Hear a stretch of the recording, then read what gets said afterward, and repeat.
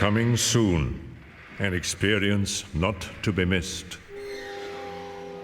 Swarms.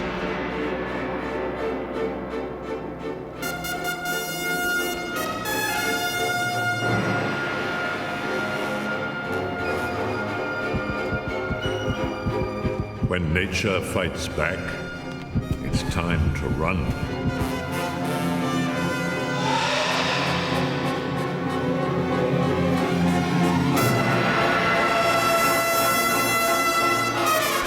The ultimate nightmare. The raw power of nature can make us afraid, very afraid. A thrill on the big screen, because we know it couldn't happen to us, not in real life.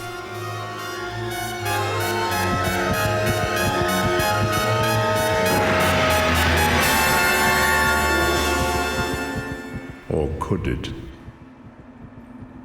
In the real world, we think of ourselves as separate from nature, above nature, in control.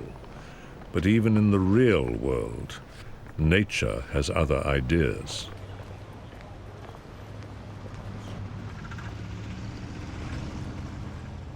In our cities and in our homes, we surround ourselves with a very sanitized version of nature.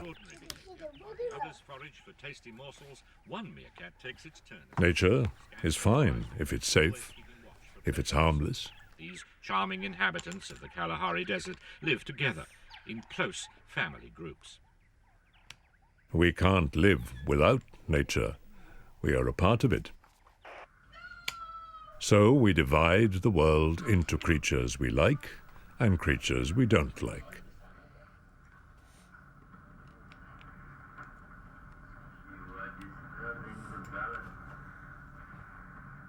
Into the good, the bad, and sometimes the ugly. But nature doesn't hold such prejudice. We may not like cockroaches, but they like us, and they have done for thousands of years. Wherever and whenever humans stockpiled food, roaches were there to share it.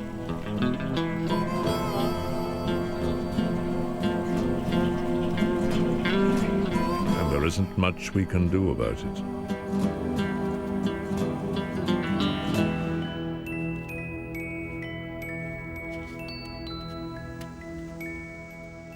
On a cockroach's tail, tiny hairs vibrate with the slightest air current, warning of approaching danger.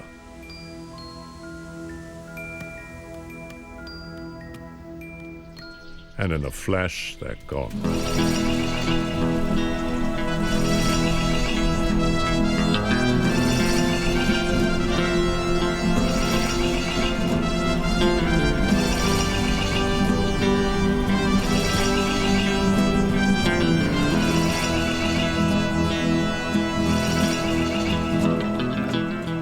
In large numbers, cockroaches create a disgusting smell, another deterrent to anything that could threaten them.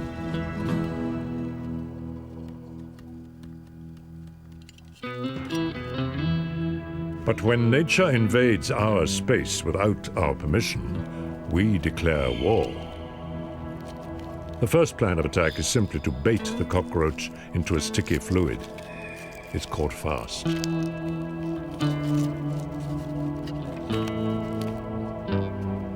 Simple, but effective. But our warm, comfortable homes are a haven for other unwelcome guests.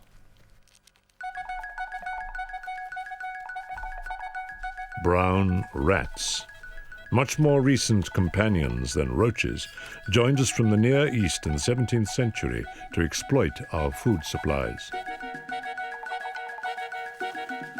And house mice, smaller, able to live in spaces the rats can't reach.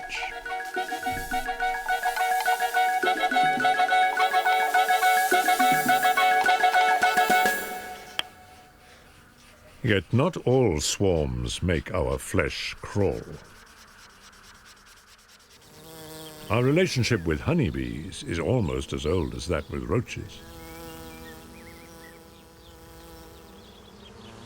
To some ancient cultures, honeybees were sacred, and in other cultures they were domesticated.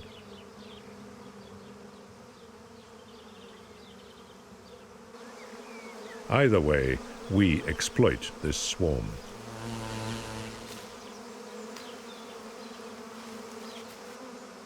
Bees make and store honey to keep the colony alive through the winter. Bringing in this stockpile of food is the worker bee's most important job, and it's hard work. Many workers die every day from exhaustion.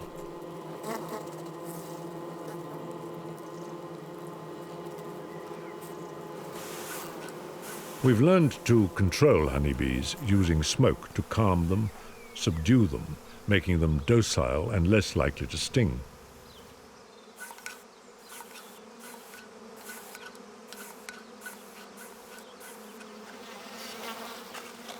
And then we steal their honey.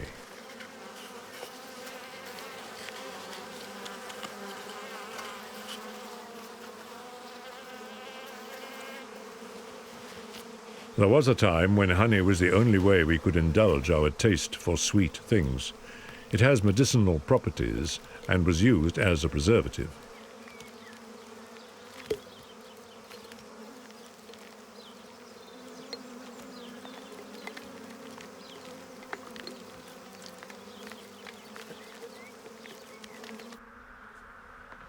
But just as we exploit the honeybee's hard work, other swarms are even more efficient at exploiting ours. Nothing can compare to the unimaginable sight of a vast swarm of locusts sweeping across the land in a huge swathe, covering 1,000 square kilometers. Every 10 to 15 years or so, conditions alter in the environment. The coming of the rains or a change in temperature trigger this massive migration. Millions of locusts take to the air each day, eating their own body weight in the green shoots of our well-tended crop.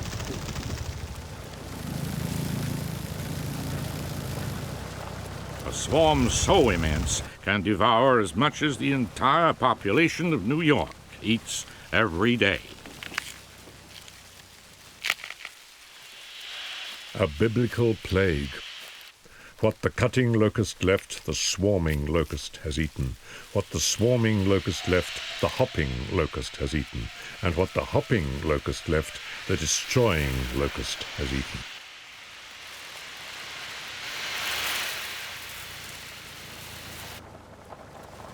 This swarm thrives simply because of our hard work. We cultivate our crops, providing a perfect food supply for the swarm as it passes through. The best we can do is to try to spray the locusts before they reach the next farm.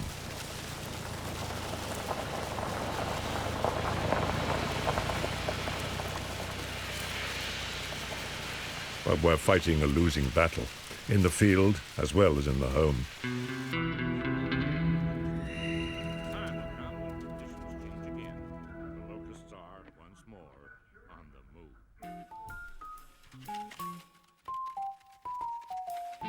Brown rats can afford to sit back and wait.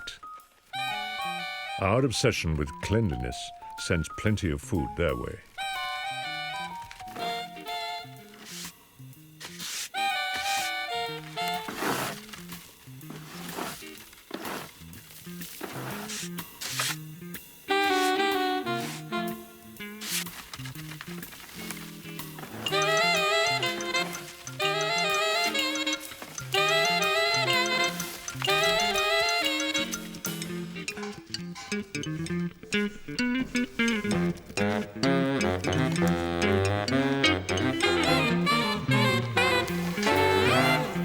Rats eat almost anything, but any new food must be tested. They sample a tiny amount and then wait. If, and only if, it doesn't make them ill, they'll eat more of it.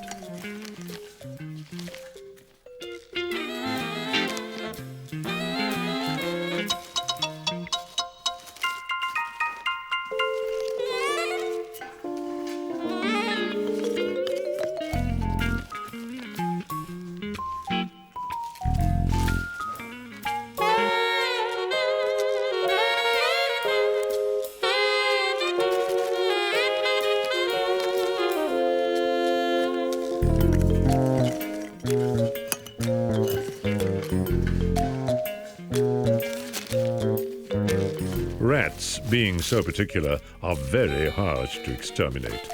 Sometimes they try out a tiny amount of rat poison, reject it as dangerous, and leave it alone.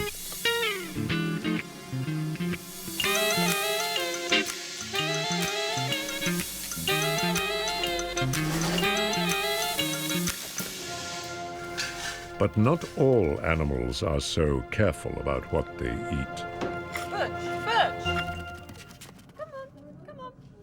In creating clean, comfortable homes, we also create an underworld, a place below our cities we don't stop to think about.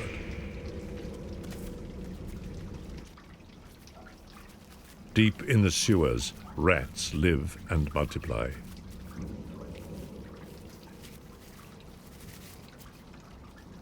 It's a wonderful nursery, warm, safe, with no shortage of food. A rat can breed up to 7 times a year, each time bringing as many as 20 babies into the world.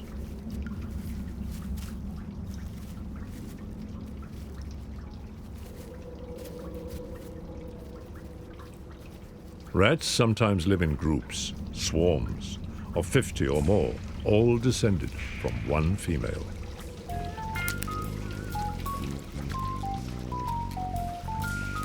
In cities like New York or London, there are more rats than there are people.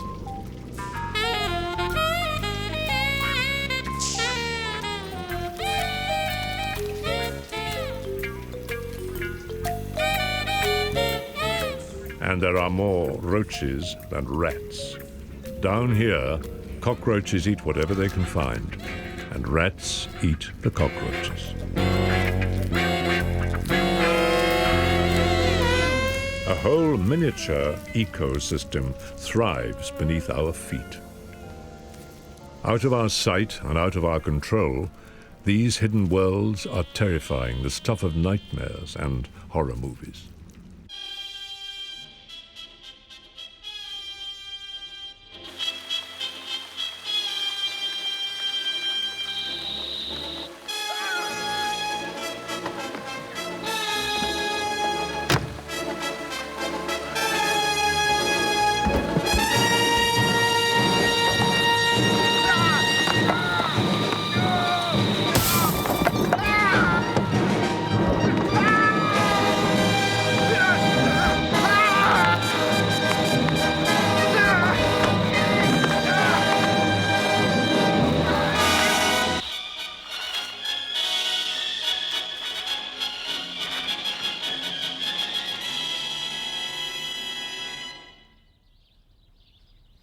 After the break, we present the all-time classic film Alfred Hitchcock's thriller The Birds. But first, the weather. Our view of nature is a mixture of fascination and fear. While we try to contain it and control it, we find its raw power disturbing. A bird in a cage becomes a pet, a symbol of our dominion over the natural world. But birds in huge numbers are very different, and depending on your point of view, they can be a spectacular display or a vision of terror.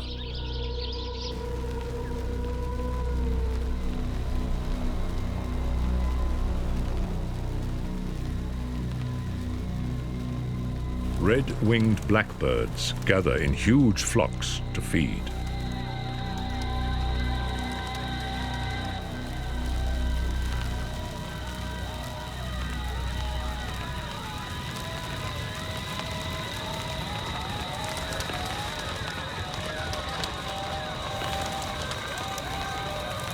And at the end of the day, the flocks come together in massive roosts of up to 20 million birds. Unlike Hitchcock's vision of the birds, these blackbirds won't do us any direct harm, yet we still try to keep them out of the way of our homes.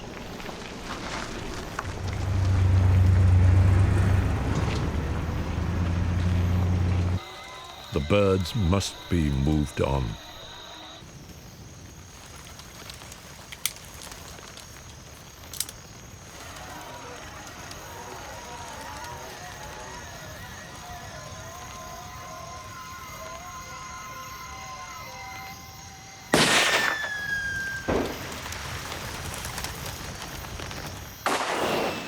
bird scarers scatter the flocks, sending them to roost somewhere else, anywhere else.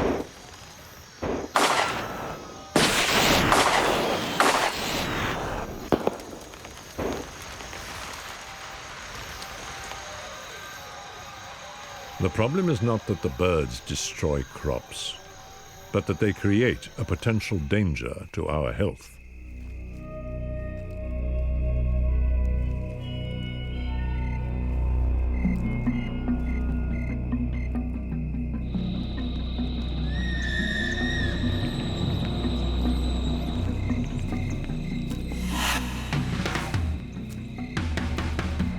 A flock this size produces huge amounts of droppings, which accumulate under the trees. A fungus that breeds naturally in the soil now runs riot, and its spores can cause diseases.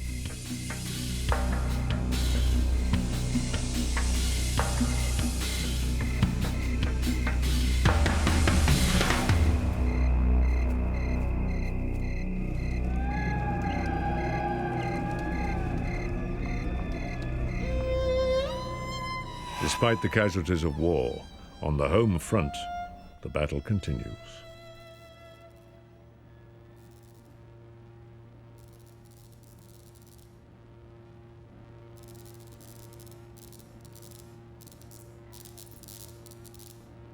And it's time to resort to modern technology, a space-age zapper.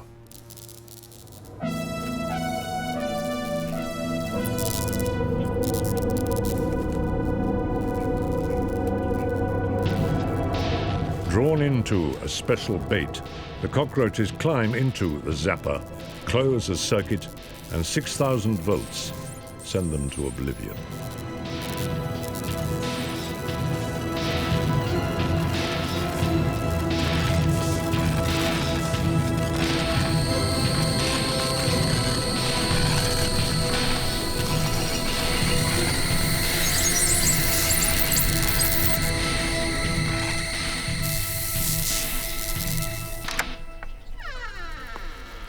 But there are always more cockroaches.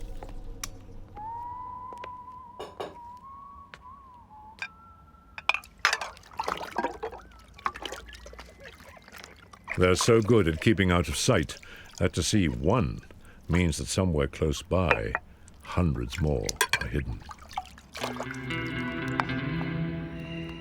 And nature is the expert at recycling.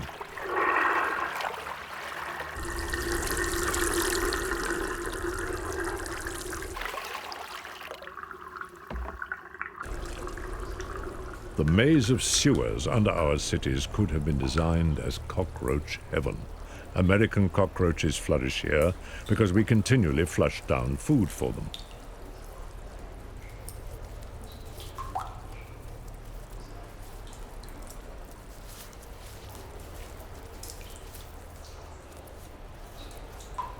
They breed quickly.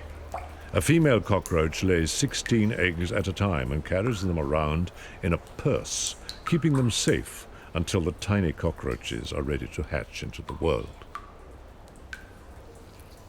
During her lifetime, a cockroach can breed 50 times, bringing 800 more cockroaches into the world.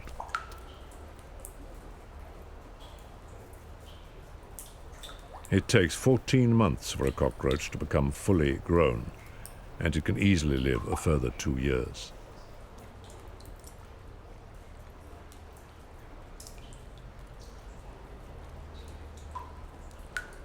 Some sewers make very desirable residences.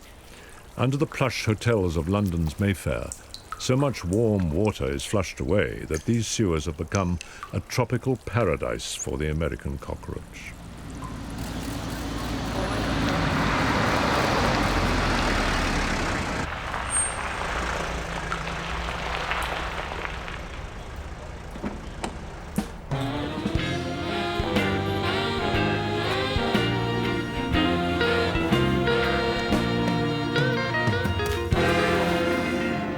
Plenty of food rains down from above.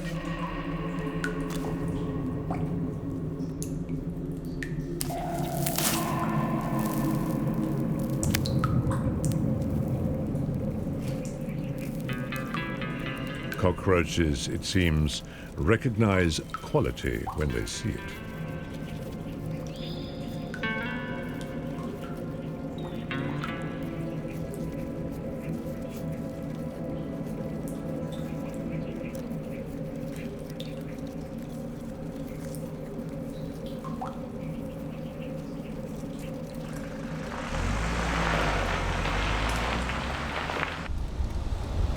Yet in a less opulent part of London, a different class of waste is flushed down to the labyrinth below.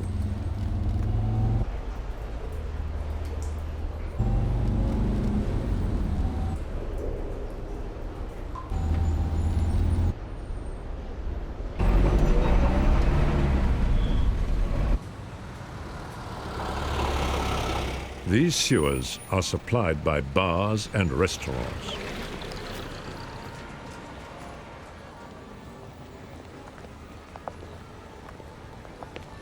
Under Soho, instead of American cockroaches, there are Oriental cockroaches.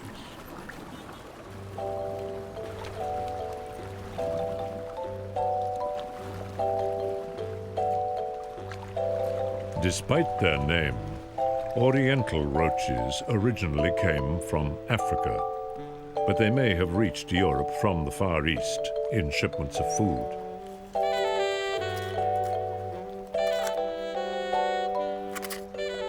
But they soon established themselves as kings of the sewer. Their numbers grew and their populations reached titanic proportions.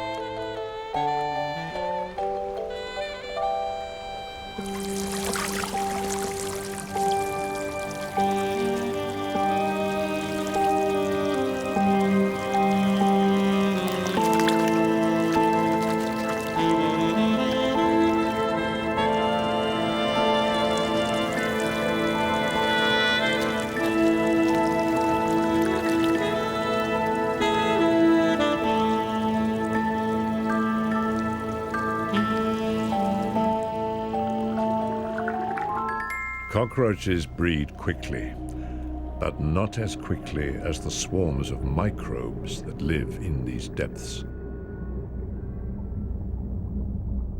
Every 20 minutes, these bacteria reproduce, doubling their numbers, and in the warm, damp underworld create a living, breathing blob.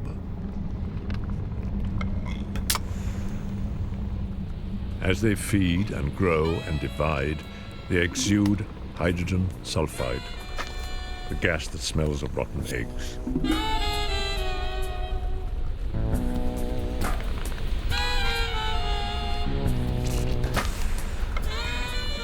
As this gas drifts upwards, it's absorbed by different bacteria, and these bacteria turn the hydrogen sulfide gas into sulfuric acid.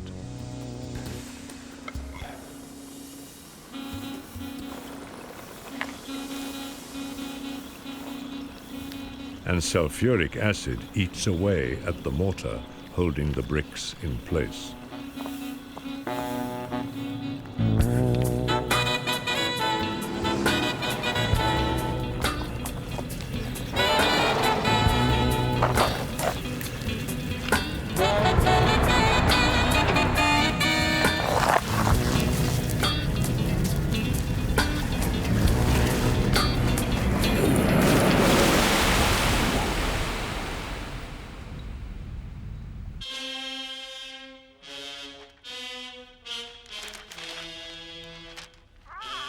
In separating ourselves from nature, we give some unfortunate creatures a reputation they don't deserve. Piranha, alone, are harmless, but in a swarm, they're killers. Or so we like to believe.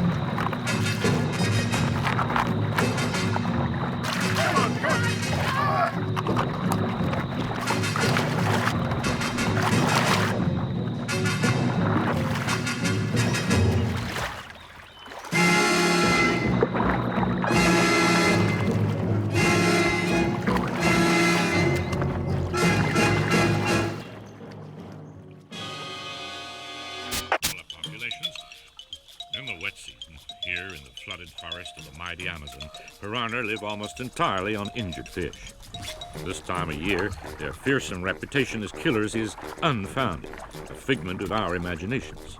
They are drawn to the vibration and smell of their unfortunate prey already in its death throes, and here, in pictures never before filmed, these efficient fish quickly dispatch their victim, releasing it from a slow, painful death.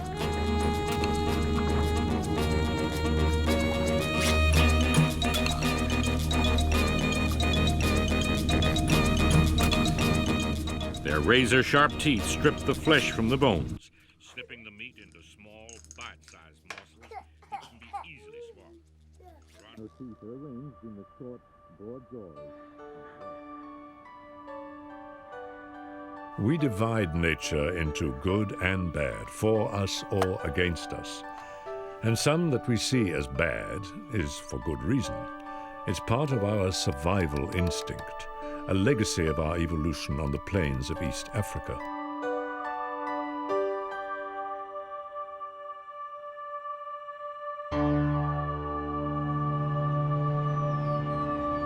To be afraid of snakes was generally a good idea. Some snakes can do us serious harm. We don't always have time to think about it, so an instinctive reaction could keep us alive.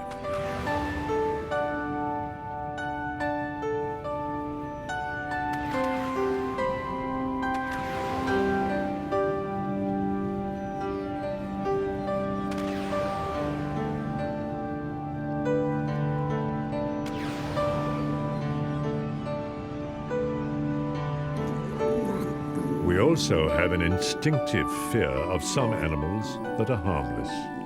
We are creatures of the daylight. And we fear them because they come from the darkness, from the night. Bats spend the daylight hours hidden in caves, emerging only as the sun goes down.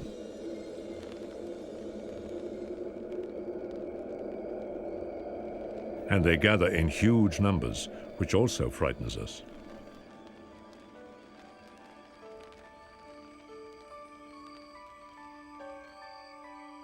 But for these Mexican free-tailed bats, big numbers offer protection. A bat hawk simply waits for them to take to the air, then trawls through the flock. The more bats there are, the less likely that any one individual will be the unlucky one.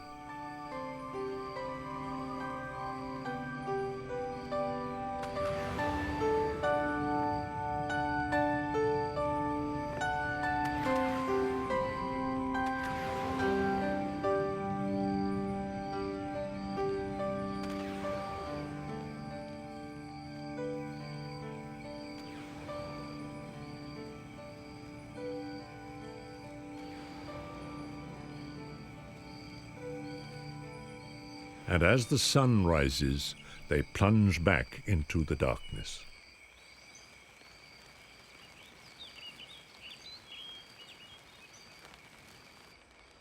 In the rush to get back, a few are knocked to the floor. There is no second chance. The floor is covered with cockroaches who waste no time tidying up. They are nature's refuse collectors, clearing away the debris, keeping the cave clean.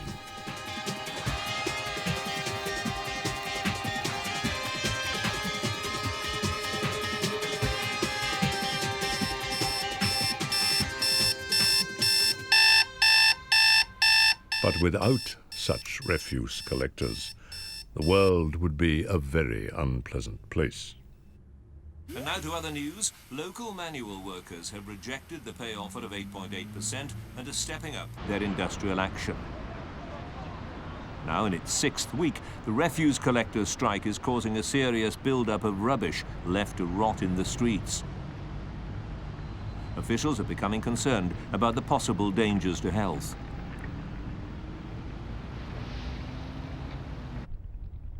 With no human refuse collectors, nature has a way of cleaning up the overflow. Decaying matter, food for voracious fly maggots, and flies breed at a phenomenal rate. More on the rubbish strike after the news and weather. But first, news of Middlesbrough's extraordinary 6-0 cup win over Bolton Wanderers.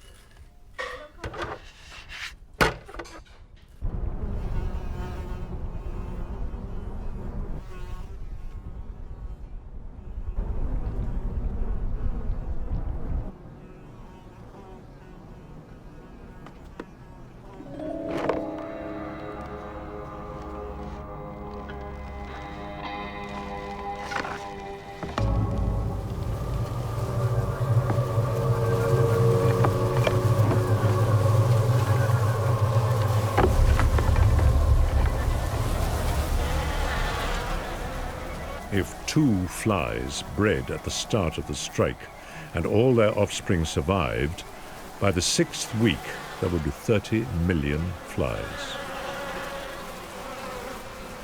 And all these flies have one purpose: to make more flies.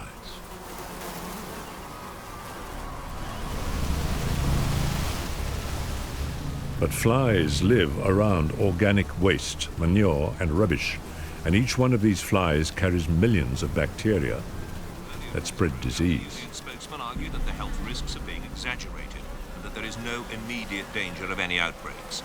Control measures are in place to stop the spread of vermin that could otherwise add to the health hazard.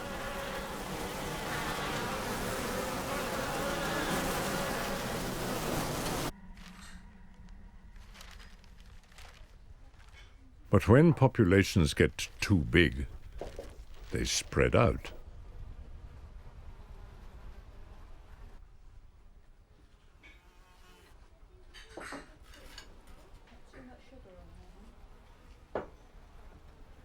Adult flies live entirely on sugar. Sugar, carbohydrate, is converted straight into energy. It's fast and efficient. So why isn't the world overrun by flies? Because the food isn't all theirs for the taking. Flies are in competition with other creatures, creatures that eat the same food and are not prepared to share it. A lot of food, and the population grows. But as the population grows, there's less food to go round. Eventually, competition for food puts a natural limit on the size of a population.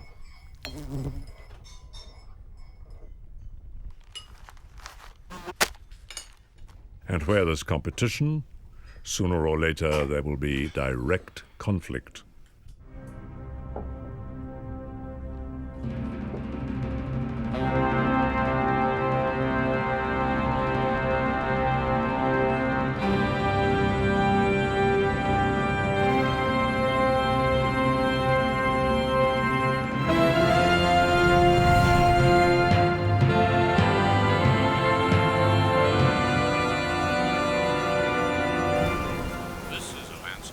It's only in unusual circumstances that flies build up in such huge numbers.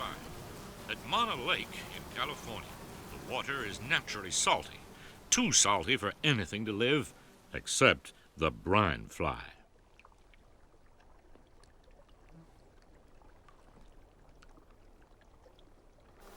Brine flies darken the shore of Mana Lake in countless millions. The adult flies feeding on algae in the water.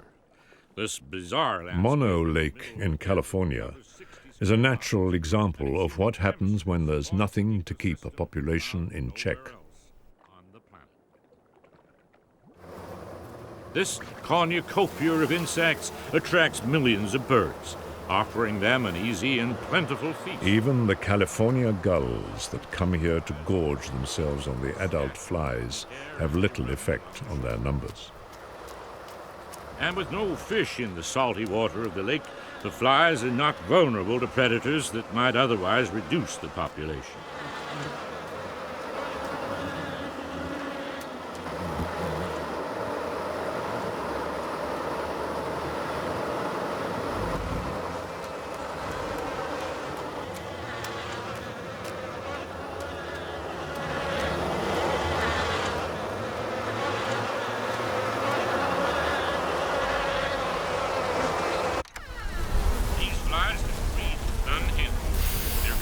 many as 4,000 flies per square foot on the shore. And 2 or 3 generations of ground flies hatch on the shores of the lake every year.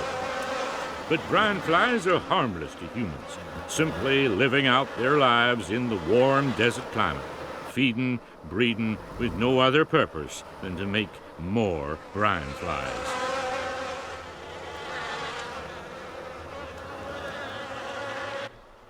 It is, after all, their territory.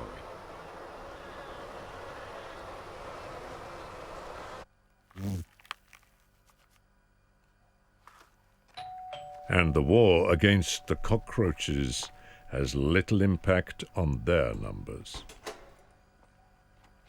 It's time to try a biological weapon.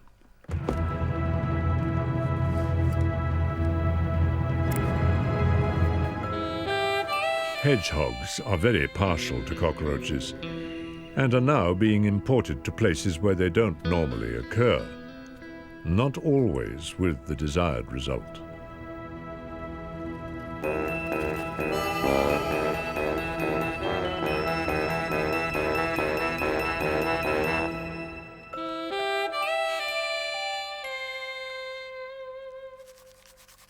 Humans, either intentionally or unintentionally, move animals around the world into places they were never meant to be.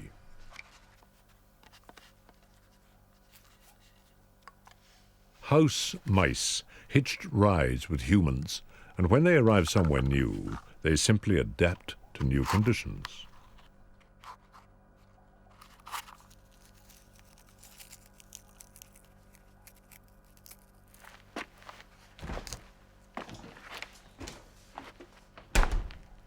They've even been found living in industrial deep-freeze storage rooms with extra fluffy coats to keep them warm.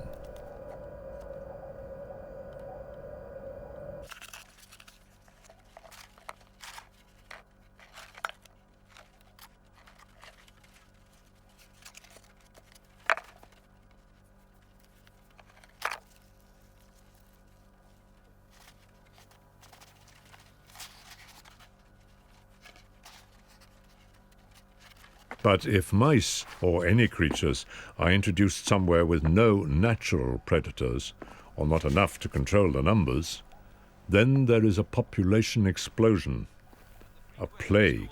In Australia, the population of humble house mice has once again exploded, giving rise to a devastating plague that destroys crops and ruins livelihoods. Mice normally breed from October to April, but when conditions are right, they breed all year round, and this is the problem. In just 6 months, 2 mice can reproduce to become 2,000. They foul the hay, making it unusable, they gnaw through anything not made of metal, and they infest machinery which may even have to be repaired.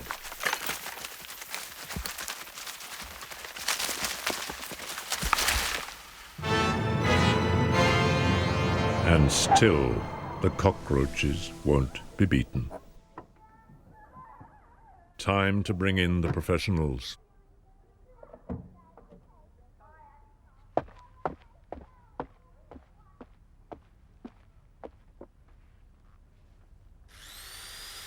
The cockroaches are besieged in their hiding places.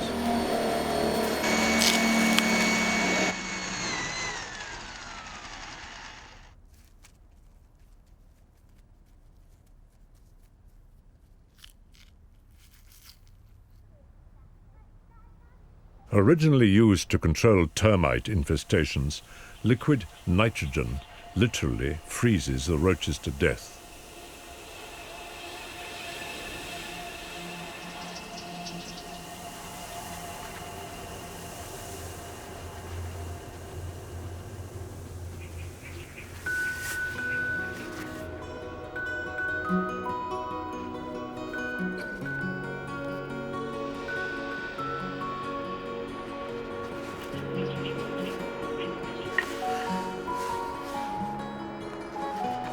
Although cockroaches sometimes carry diseases, they mostly offend our sense of cleanliness, our pride in our neat, tidy homes.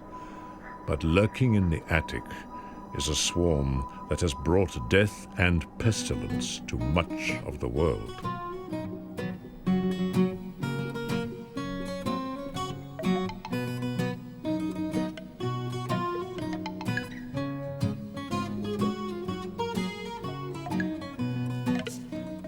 Black rats. Black rats are tree rats and are very agile. In houses where black rats and brown rats live together, black rats tend to live in the upper stories.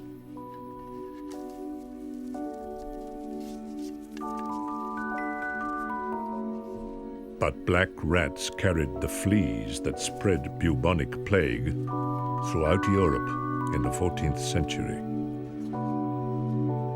They brought the Black Death.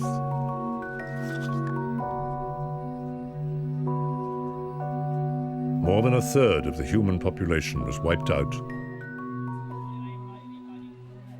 But bubonic plague isn't just a historical event, a disease of the Middle Ages. In India, more cases of bubonic plague are being reported every day in this recent outbreak. A campaign to eliminate the fleas that spread the disease is underway, and the Indian Red Cross is organizing the distribution of antibiotics in an attempt to check the spread of the plague. The key to its control may lie with the rats that are known to carry the fleas, and only a few places are known to have escaped the recent outbreak. Yet, even though they can carry disease, not all cultures see rats as evil, as creatures to be feared. To Hindus, life is sacred, all life, and rats are no exception.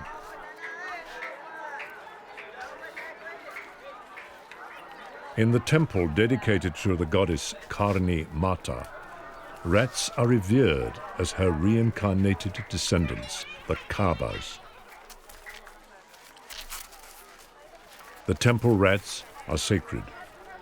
They never leave the temple, and rats from the outside world never intrude. They're fed on sweets, milk, and food offered to them by priests and pilgrims who want their blessing. Chapatis, specially made for the rats, are broken up for them by the Roti Baba, the holy man.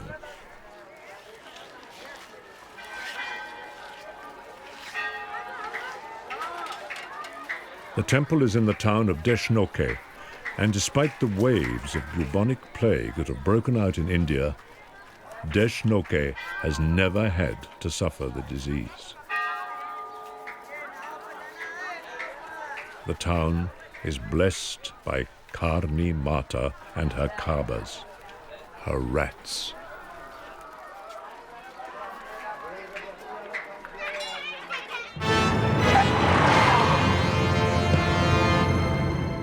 Back home, the cockroaches are still unbowed, undefeated.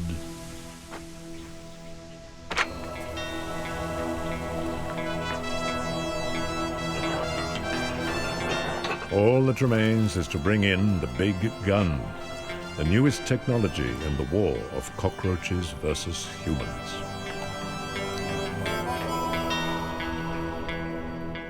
Microwave weapons are being developed as a possible way to control roaches.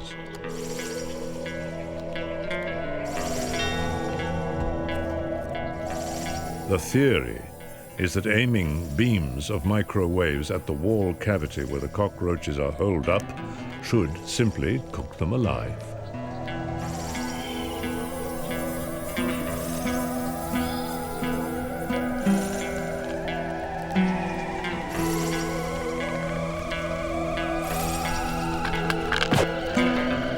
But at certain microwave frequencies, the fluid inside a roach's body heats so quickly it boils.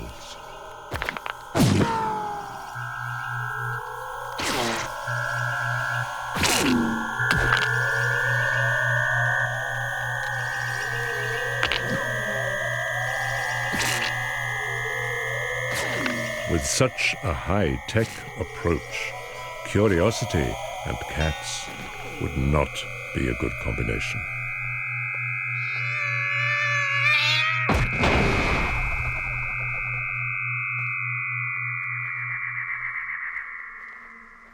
Arizona, North America. And here we meet a swarm that seems to come from our worst nightmares. In our greed for honey, we've meddled with nature. African bees were imported into Brazil to increase the honey yield. But African bees were much too aggressive to be easily controlled by humans. Gradually, the bees migrated northwards across the Americas, until now, these killer bees have reached Arizona and Texas. These bees fear nothing. They don't hold back from stinging and take a special dislike to anything dark. In their native Africa, large mammals were a threat to their honey stores, so the bees had to be prepared to defend their nests viciously. Carbon dioxide from a mammal's breath was the signal to attack.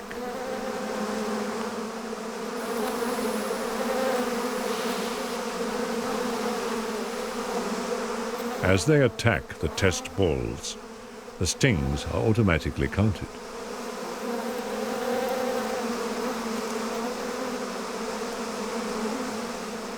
And within a matter of minutes, these small dark figures are covered in enough stings to kill a human. The swarm has turned. Killer bees are now a very real threat to human life in the southern United States.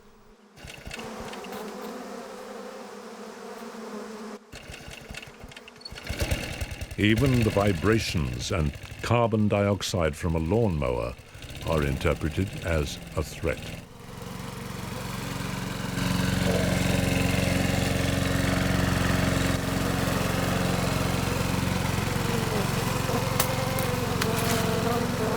They attack without hesitation.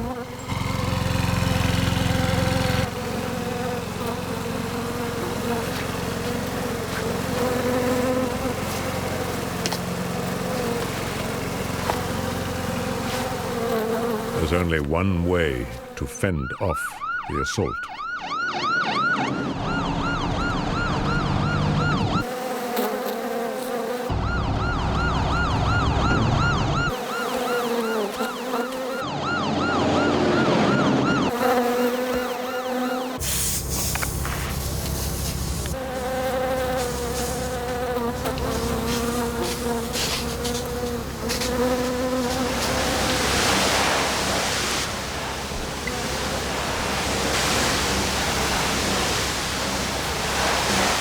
This is a swarm of our own creation,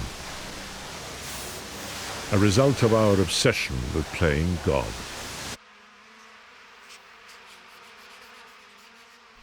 By interfering with the natural order of things, we create results we could never have expected.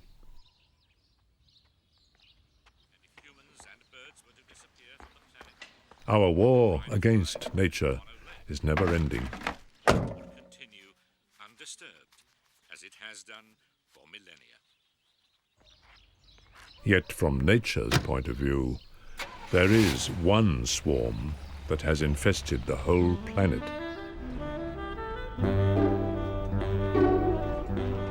Humans. We number in our billions. Still growing, still spreading, taking control wherever we go. The ultimate swarm of all.